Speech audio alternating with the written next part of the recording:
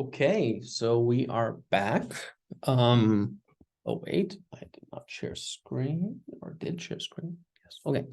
We are back for the last part of this these lectures. It's probably longer than Hanna Björk wanted it to be, but yeah, hopefully it's still entertaining. Okay, so I'm in my last part. I just want to talk about a few kind of loose topics. That makes sense. First of all, I wanted to point some trajectories to which scholarship is kind of moving towards, I guess. I don't know if that's the best way to frame it. But anyhow, as some of you know, or many of you know, Hanna Björk was spearheading the Hanna Björk Sigurjónsdóttir was spearheading the Ranis funded Disability Before Disability project. And in that project, there were 8 kind of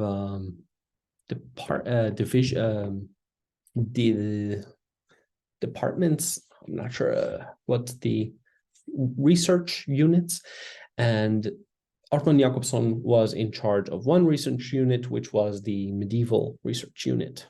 There was also a history research unit, and there's also a folklore research unit, but the medieval research unit was under Ármann Jakobsson.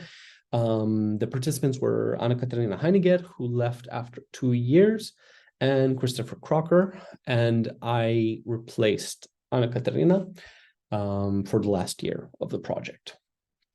I just wanted to kind of show kind of like what every scholar did and kind of how they found their path, I guess, to disability studies. This is very kind of shallow, but it's more just to highlight the Disability Before Disability project, which I think is quite an important step generally because of the kind of scope and audacity of the project. But also, I think it was done in a very important moment within Old Norse scholarship. There has been a lot of disability studies before that in Old Norse scholarship, but this was really a moment that it was kind of, how do you say, it was given kind of like a home for a short period. People like Christina Lee were also participating in, as I mentioned, Elena Metzler was involved. There were a lot of important people that were kind of involved. Tom Shakespeare, but that's less connected to this specific topic. I mean, to the topic of medieval. So it was a very important moment, I think, and it's kind of like when I talk about disability studies in Old Norse, I do think of this as an inflection point. As kind of a changing point. And this isn't to elevate myself. I only joined the project in the last year. But I do admit that I enjoyed the spoils of this project. But I think it was a very, very great moment. And yeah, I'm definitely inspired by it. So Ármann Jakobsson, you must know him, the quiz show extraordinaire. So he who researched almost every aspect of the sagas, kind of makes sense that he would find his way to this topic. He researched gender and sexuality, trolls and gender and sexuality. The king, of the text Morkinskina, kind of like the bastard sibling of Heimskringla. He researched the god, historiography. He researched everything really, but I think his focus on not marginal topics, but marginality. For instance, he published an article called "The Death of Snorri," and of course, everyone's mind goes to Snorri Sturluson, but no, this is Snorri Thorvaldsson. And since then, I'm sure a lot of people cite that article, thinking it's about Snorri. It's a good litmus test. Did you read the article? Okay. Anyway. So the Ármann Jakobsson really took this kind of focus in marginal characters, or characters that are marginalized. And indeed, disability is also, of course, an aspect of that. This feeds into the whole intersectionality element of that. Anna Katarina, she discussed liminality, and she contributed a lot to the Atlas project that was kind of the center of the Disability Before Disability project. Specifically, she published a very interesting article in Gripla, I want to say 2021 or 2020. I think it was, I'm not sure. 2020 or 2021, it's open access. Anna Katarina Heiniger about trauma and disability. Then you have Christopher Crocker, who kind of started off researching dreams. I mean, at least his PhD thesis was about dreams. And then he developed that in the Disability Before Disability project to dreams and blindness. He co-wrote an article with Ármann Jakobsson about mental illness. He also wrote a lot of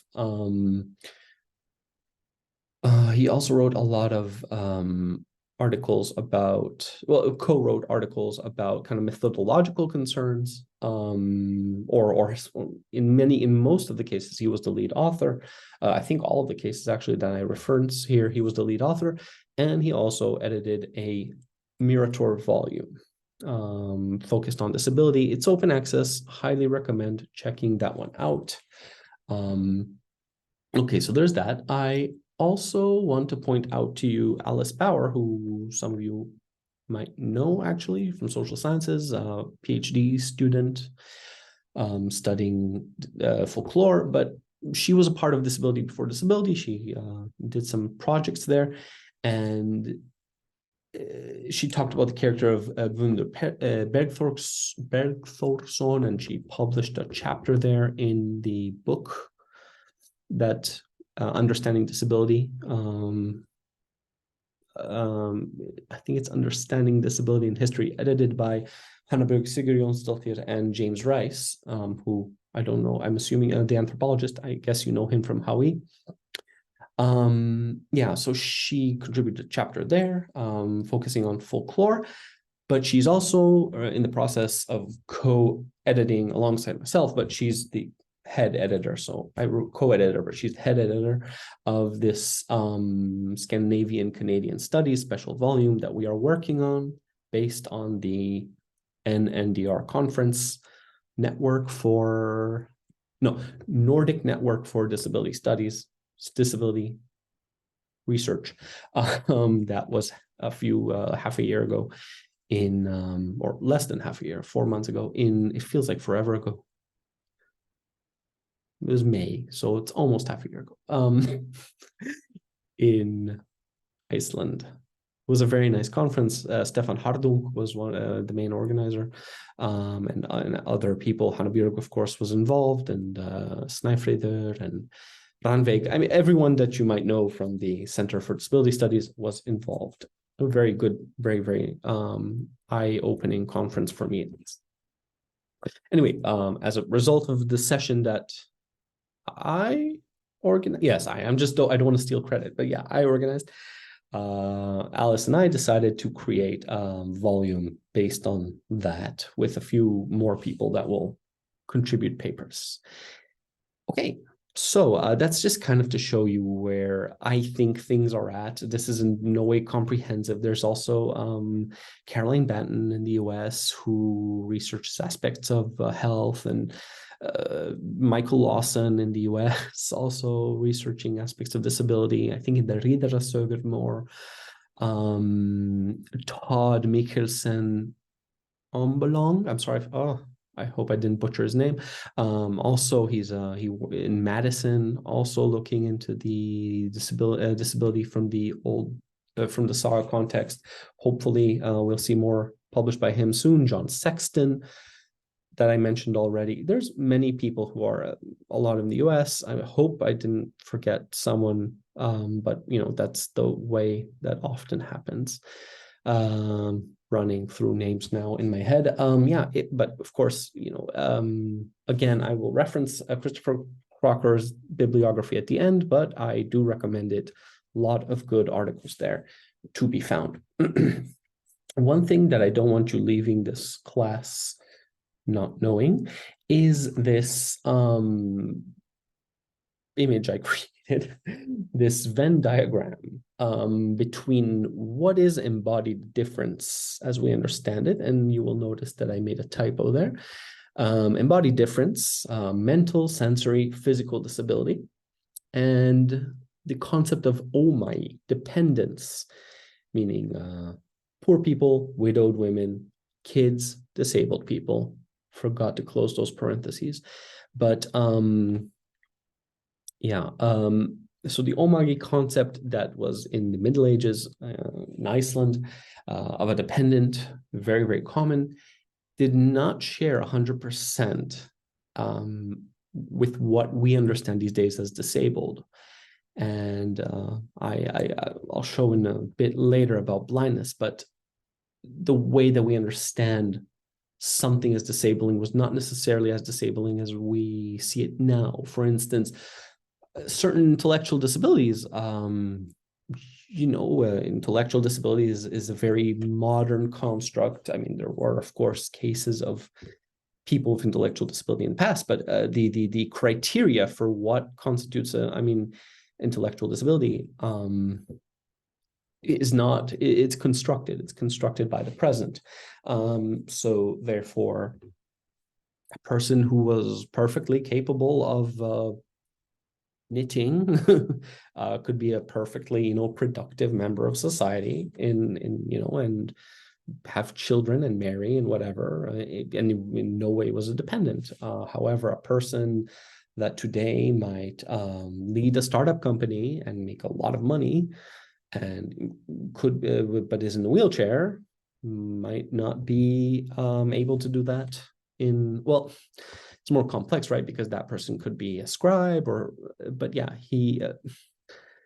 point being, what we see these days as disability is not necessarily what they saw as disability. There was, of course, an intersection, this red bit that I mark, and I wrote they probably share a bit more than this, admittedly. There's a lot of typos here, I just noticed. But yes, still, I think it's very, very interesting to highlight this incongruity. I also want to talk a bit, very short, about church and disability. Once again, you remember I talked about the religious model. I do want to highlight that in the context of Iceland. The connection between church and disability, as we established, is not necessarily intuitive or obvious. It needs to be proven, but if indeed charity and miracles are cases that are that tie together church and disability. In Iceland, it's very interesting because you being Icelanders, but you had the Hepper system, which was charged with giving care to Omagar, which is very interesting because this system worked outside. I mean, they did use tithe money, but they were independent of the church. They were not connected. They were like an independent unit, and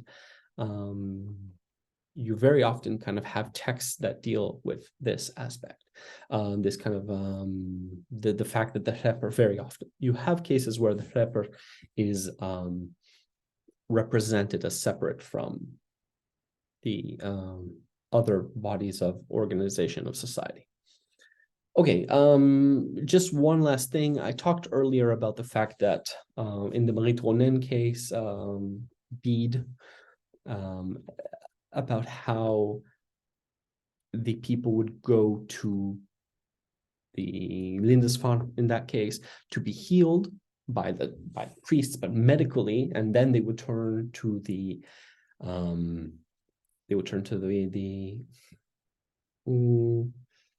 sorry, I'm still not great, but yeah, they would turn to the help of saints to connect them to God and therefore heal them. And there's a really useful phrase that a scholar named Frog, who is a real scholar in Old Norse research, it's his name. So this is how he refers to it. I think it's very useful. It's a healing technology.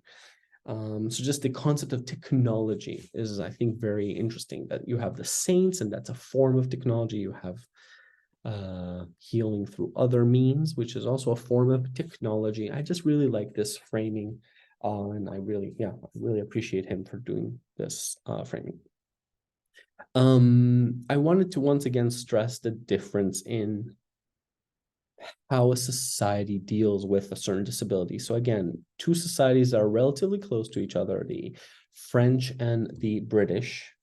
So this is the case of England. They have shared sensory experiences, but different local attitudes. In France, you see blinding as punishment. In one text, even Thomas Becket supported blinding. And even though it's an English bishop, a English saint, but whatever, but a French text. Possible connection between otherness of being foreign and otherness of blindness. You know, the fact that you're blinded might, if you are blind, if you have missing eyes, then you might be understood as someone who did something wrong, right? That's because you were punished. So this kind of circular thing meant that if someone was blind, especially if like injured in the eyes, then they would automatically be suspect. That means, well, the expression that Wheatley uses is commodification of sight. It's very interesting also that as a consequence, so this is very Foucault. I hope that you know the context I'm saying that, but this kind of institutionalization very early in France happened. The hospices for the blind. So William the Conqueror, the Normans were the people that again, kind of like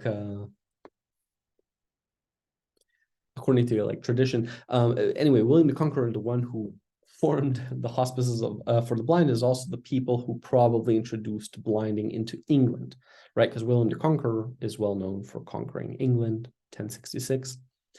There's a hospice, the hospice of 1520s. I'm not trying to do it in French. It's like a source of like how do you say, anxiety, because the kind of takes away from the church authority, kind of the administration. And it is very interesting because there's a story about it being founded by crusaders, but actually there was a very important role of women there, and the fact that it was understood as created by crusaders means that kind of it has a very certain association that wasn't necessarily in the past when it was created. So point is, in France, in those times, in the Middle Ages,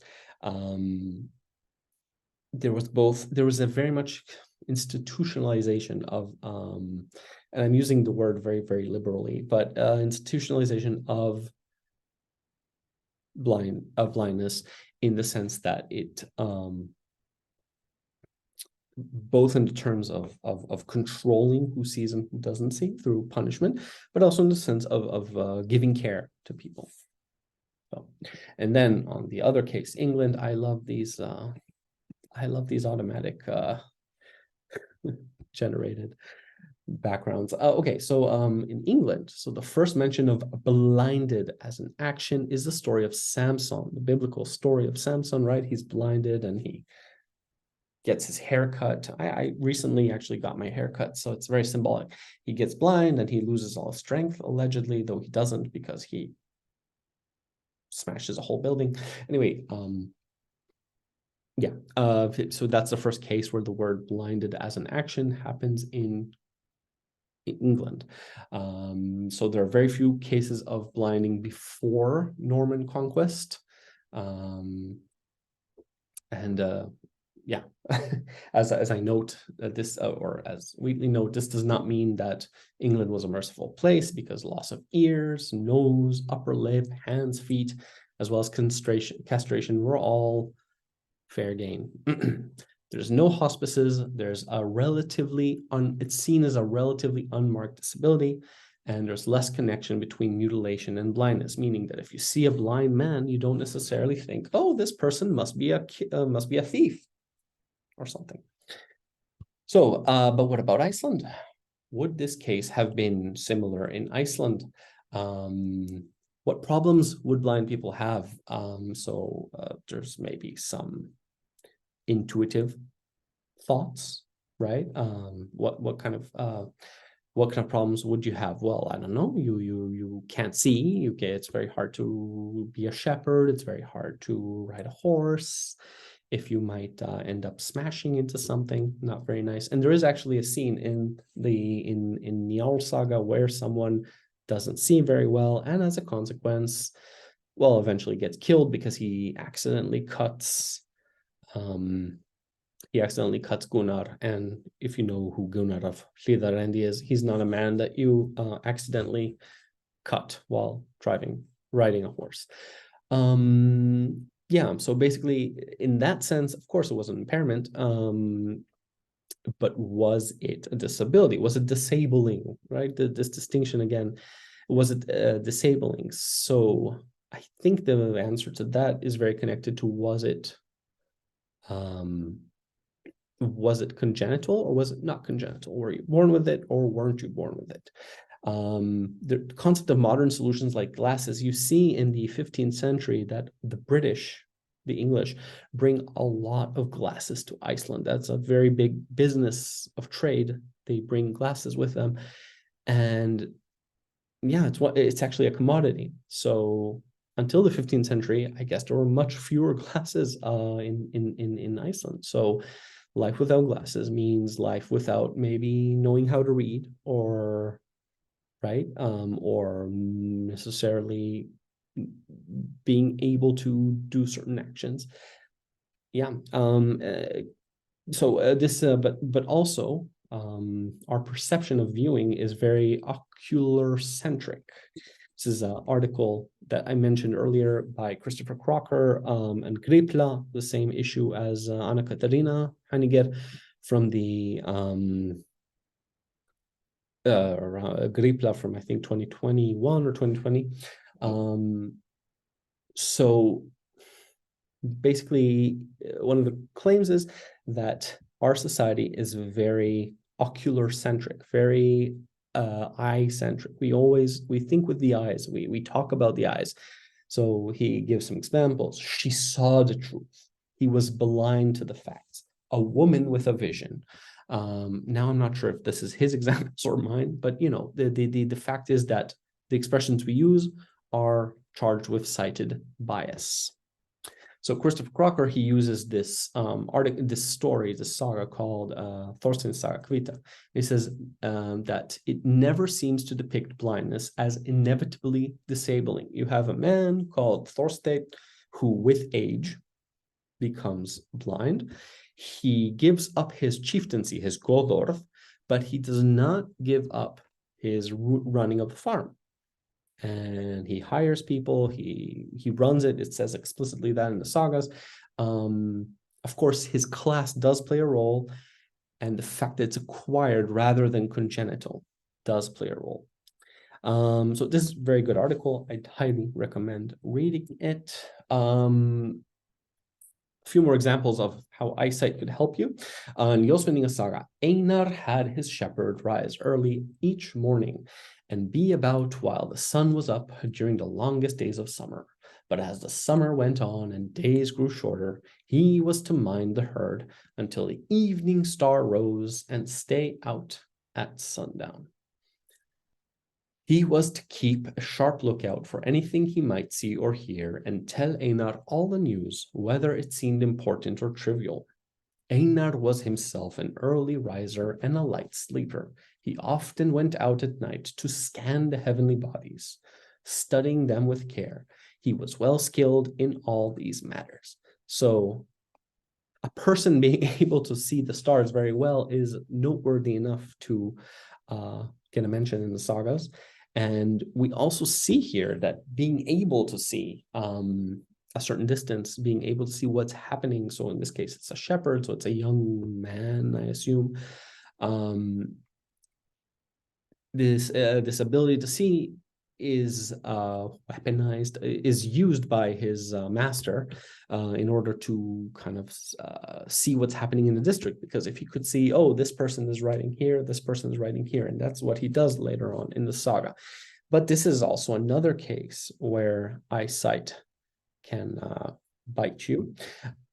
Eyesight can bite you. Okay. Oh, I don't see this very well. Okay. The following. Okay. So this is. I'll give some context. This is from Vopfirðinga saga.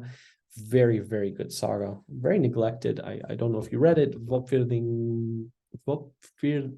Vopnafjordr is quite a beautiful place, and the saga is quite excellent.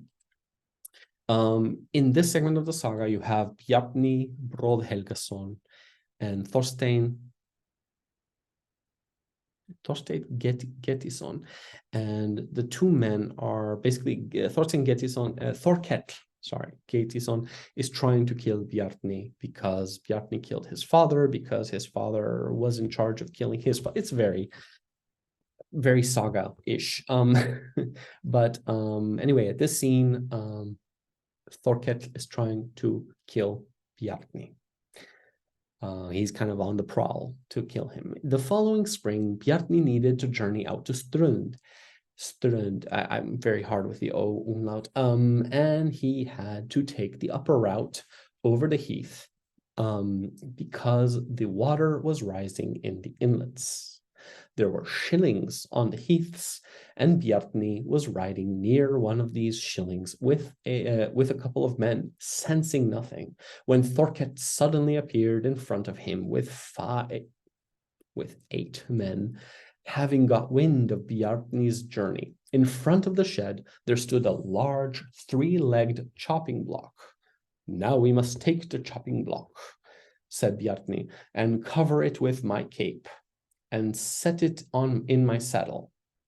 And you must ride one on each side, and support it on the horse's back, and ride to the hill that is nearest to the shilling.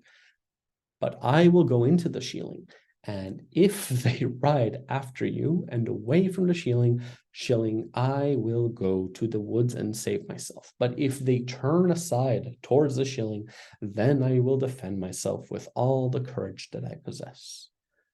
They did just as they had been told. Thorkell was not a sharp-sighted man, but he was clever and clear-headed. And when they drew near the others, Thorkell asked if they saw clearly that there were 3 men riding away from the shieling ahead, for it would be a good plan to go into the shieling and then into the woods once we get beyond it.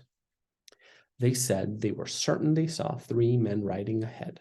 "I saw," said Thorkell, "that there were 3 horses, but I doubt whether there was a man on the back of each."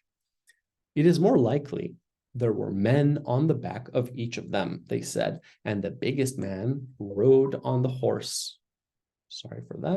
On the horse in the middle.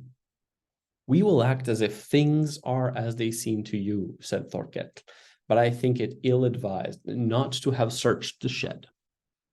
Thorkell and his men now rode after them, and when they had come close to them, Bjarni's companions let the chopping block fall and rode away. But Bjarni got himself to the woods at once, and so was saved from Thorkell and his men. Yeah, so you see, this is one of those situations where eyesight is quite critical. I'm not going to read this part, but I'm gonna dwell on it for a second, so you can press pause and then read it.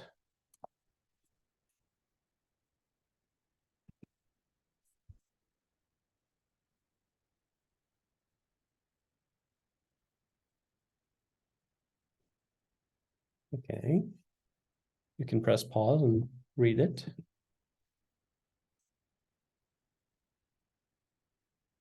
Okay, So the idea of this section is to show you that there's a character here called Hleni the Old, Hleni Ngamli, or Hleni the Blind, and he is a very important character in the saga, and he's very, very wise, very kind of influential, and very witty, as you see. And yeah, very, very witty. And there's a scene here. Wait, let's see.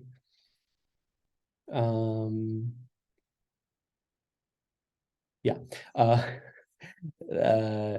Where are Eilifur and his companion? Why are Eilifur and his companions so slow? Said Gudmundur. I suppose they don't feel they've been invited to a party, said the servant. This is a really butchering of the Old Norse. It's something like that. I don't think, it doesn't seem to me that they were invited to ale, like to ale, like to drink ale. I think it's quite funny choice of words. But be that as it may,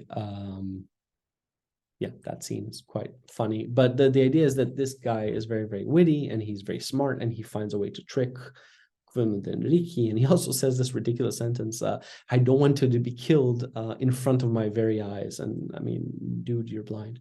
But so yeah, there's a lot of these kind of funny moments in this saga in relation to this character. So the idea is then, once again, you have a very wise man and a very respected man who fosters actually one of Gudmundur and Enrique's children, maybe. It's not clear 100% if that's him. Probably.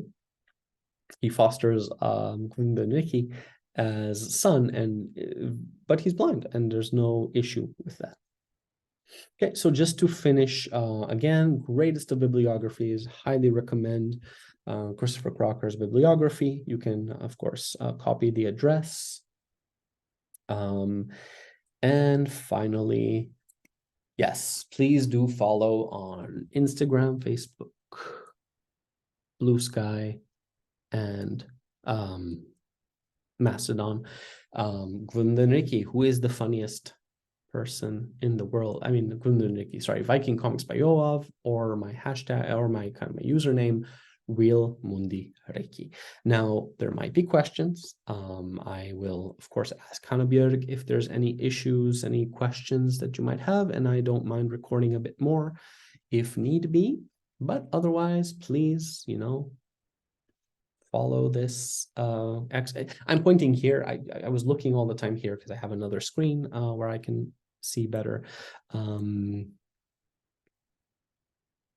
Yeah, so thank you very much for your time. I'm very sorry I wasn't able to physically anyway, I wouldn't have been able to, but I'm very sorry that I wasn't able to be there kind of live and have more dynamic kind of teaching. But I hopefully you still managed to get something out of this.